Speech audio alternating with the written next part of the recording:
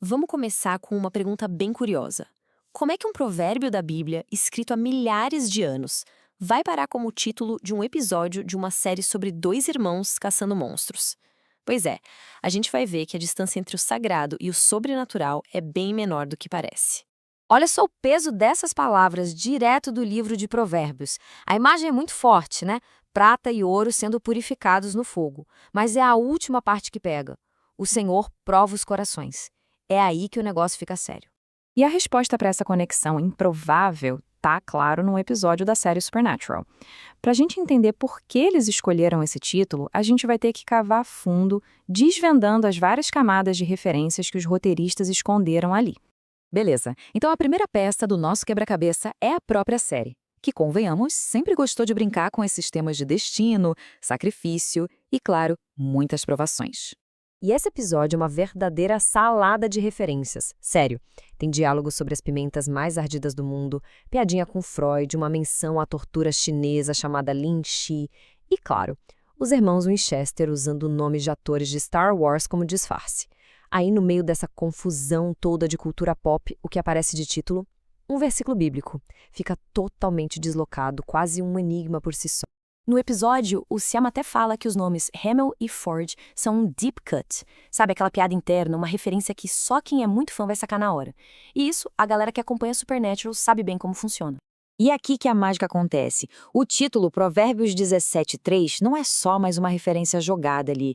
Ele é o deep cut supremo. É a pontinha do iceberg que nos leva para uma história muito, mas muito mais antiga e profunda. Certo.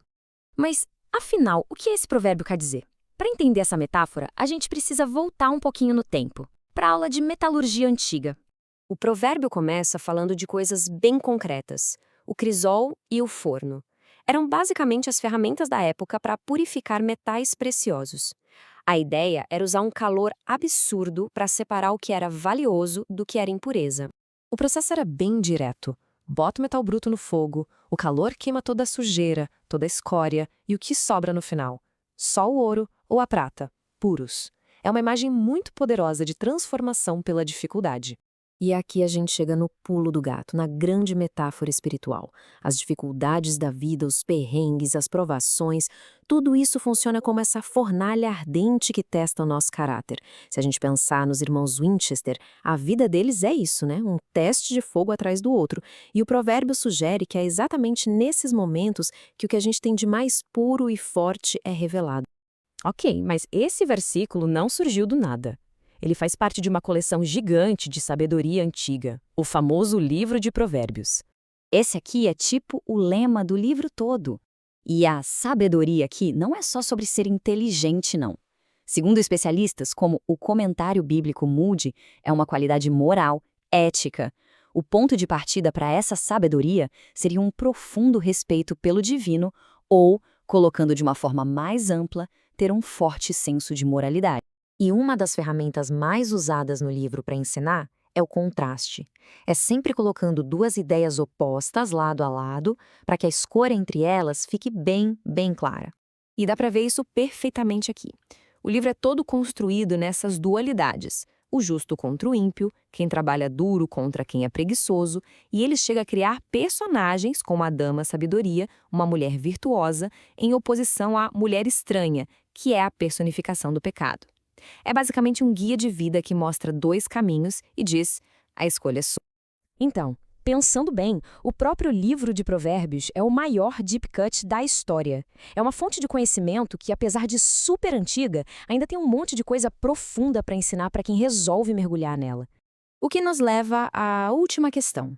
Por que um texto com mais de 2000 anos de idade ainda dá as caras na cultura pop de hoje em dia?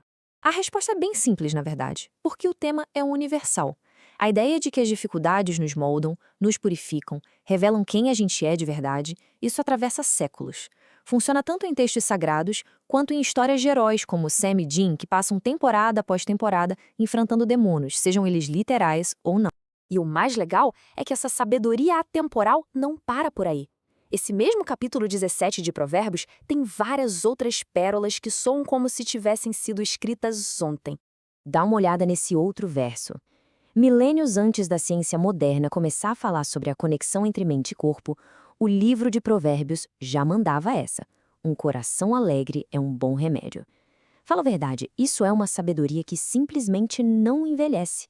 E assim, a nossa viagem, que começou com caçadores de monstros, termina com uma reflexão. A imagem do crisol, do fogo purificador, nos convida a olhar para as nossas próprias vidas.